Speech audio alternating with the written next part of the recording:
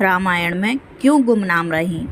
भगवान श्री राम से जुड़े हर किस्से को भी लोग जानते हैं, जैसे कि भगवान राम राजा दशरथ और देवी कौशल्या के पुत्र थे। भगवान राम के 3 भाई थे, जिनका नाम लक्ष्मण, भरत और शत्रुघ्न था। लेकिन इस बारे में बहुत कम लोग जानते हैं कि श्री राम जी की एक बहन भी थी, जिसका नाम शांता था, और शांता सभी भाइयों में सबसे बड़ी थी। रामायण महाकाव्य में देवी शांता का जिक्र बहुत कम ही सुनने को मिलता है, इसलिए बहुत कम लोगों को पता है कि राम जी की एक बड़ी बहन भी थी। देवी शांता राजा दशरथ और देवी कौशल्या की बेटी थीं, लेकिन उन्होंने अपनी बेटी को गोद दिया, इसलिए रामायण में देवी शांता का जिक्र कम ही सुनने को मिलता है और राम जी समेत अन्य भाइयों की चर्चा अधिक है।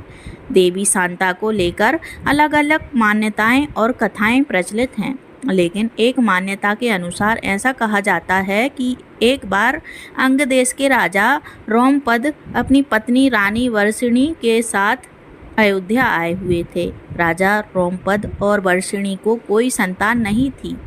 बातचीत के दौरान जब राजा दशरथ को इस बात का पता चला तो उन्होंने कहा, आज आप मेरी पुत्री शांता को संतान के रूप में गोद ले लीजिए। राजा दशरथ की यह बात सुनकर रोमपद और वर्षिणी बहुत खुश हो गए।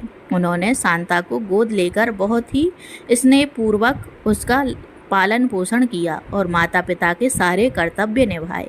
एक दिन राजा रोमपद अपनी पुत्री शांता से कुछ बात कर रहे थे, तभी उनके द्वार पर एक ब्राह्मण आए। ब्राह्मण ने राजा रोमपद से प्रार्थना करते हुए कहा कि वर्षा के दिनों में वे खेतों की जुताई में राज दरबार की ओर से कुछ मदद करने की कृपा करें। लेकिन राजा शांता के साथ बातचीत में इतने व्यस्त थे कि उन्होंने ब्राह्मण की बात नहीं सुनी। ऐसे में द्वार पर आए हुए जरूरतमंद ब्राह्मण की याचना ना सुनने पर उसे बहुत दुख हुआ।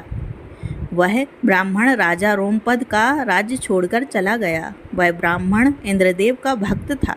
इंद्रदेव अपने भक्त का दुख देख राजा रोमपद पर क्रोधित हो गए और उन्होंने उनके राज्य में पर्याप्त वर्षा नहीं की।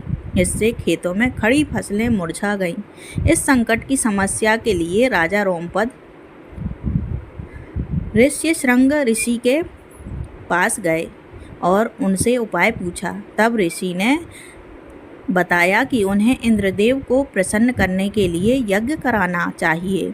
इसके बाद राजा रोमपद ने ऋष्यशृंग ऋषि से यज्ञ कराया और इसके बाद राज्य के खेत खलिहान पानी